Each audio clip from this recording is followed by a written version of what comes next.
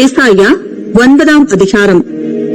ஆகிலும் அவர் செபுலோன் நாட்டையும் நப்தலி நாட்டையும் இடுக்கமாய் ஈனப்படுத்தின முந்தின காலத்தில் இருந்தது போல அது இருந்திருப்பதில்லை. ஏனென்றால் அவர் கடற்கரை அருகிலும் யோர்தான் நதியோரத்திலும் உள்ள புறஜாதியாருடைய கலிலேயாவாகிய அத்தேசத்தை பிற்காலத்திலே மகிமைப்படுத்துவார். இருளில் நடக்கிற ஜனங்கள் பெரிய வெளிச்சத்தை கண்டார்கள். மரண இருளின் தேசத்தில் குடியிருக்கிறவர்களின் மேல் வெளிச்சம் பிரகாசித்தது. அந்த ஜாதியை திரளாக்கி அதற்கு மகிழ்ச்சியை பெருக பண்ணினீர். அறுப்பில் மகிழ்கிறது போலவும் கொள்ளையை பங்கிட்டுக் கொள்ளுகையில் களி கூறுகிறது போலவும் உமக்கு முன்பாக மகிழ்கிறார்கள். மீதியானியரின் நாளில் நடந்தது போல அவர்கள் சுமந்த நுகத்தடியையும் அவர்கள் தோளின் மேலிருந்த மிலாற்றையும் அவர்கள் ஆளோட்டியின் கோலையும் முறித்து போட்டீர். அமளியாய் யுத்தம் பண்ணுகிற வீரருடைய ஆயுத வர்க்கங்களும் ரத்தத்தில் புரண்ட உடுப்பும் அக்கினிக்கு இரையாக சுட்டெரிக்கப்படும். நமக்கு ஒரு பாலகன் பிறந்தார், நமக்கு ஒரு குமாரன் கொடுக்கப்பட்டார். கர்த்தத்துவம் அவர் தோளின் மேல் இருக்கும். அவர் நாமம் அதிசயமானவர், ஆலோசனை கர்த்தா, வல்லமையுள்ள தேவன், நித்திய பிதா, சமாதான பிரபு என்னப்படும். தாவீதின் சிங்காசனத்தையும் அவனுடைய ராஜ்யத்தையும் அவர் திடப்படுத்தி அதை இது முதற்கொண்டு என்றென்றைக்கும் நியாயத்தினாலும் நீதியினாலும் நிலைப்படுத்தும்படிக்கு அவருடைய கர்த்தத்துவத்தின் பெருக்கத்துக்கும் அதன் சமாதானத்துக்கும் முடிவில்லை. சேனைகளின் கர்த்தருடைய வைராக்கியம் இதை செய்யும்.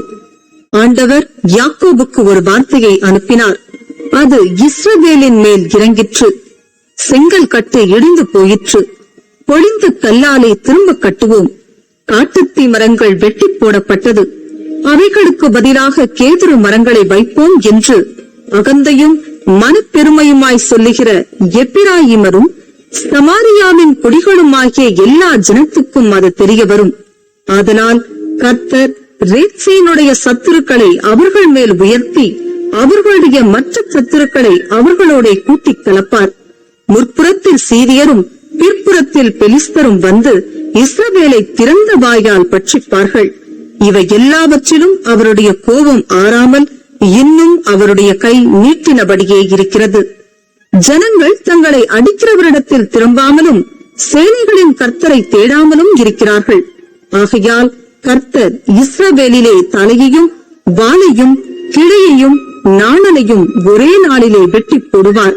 மூப்பனும் கனம் பொருந்தினவனுமே தலை, பொய் போதகம் பண்ணுகிற தீர்க்கதரிசியே வால். இந்த ஜனத்தை நடத்துகிறவர்கள் எத்தருமாய் அவர்களால் நடத்தப்படுகிறவர்கள் நாசம் அடைகிறவர்களுமாய் இருக்கிறார்கள். ஆதலால் ஆண்டவர் அவர்கள் வாலிபர் மேல் பிரியமாயிருப்பதில்லை.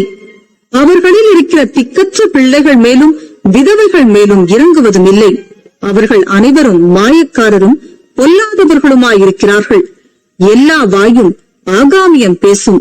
இவை எல்லாவற்றிலும் அவருடைய கோபம் ஆறாமல் இன்னும் அவருடைய கை நீட்டினபடியே இருக்கிறது. ஆகாமியமானது அக்கினியை போல எரிகிறது.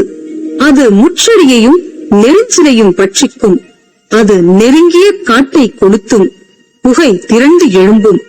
சேனைகளின் கர்த்தருடைய சினத்தால் தேசம் அந்தகாரப்பட்டு ஜனங்கள் அக்கினிக்கு இரையாவார்கள்.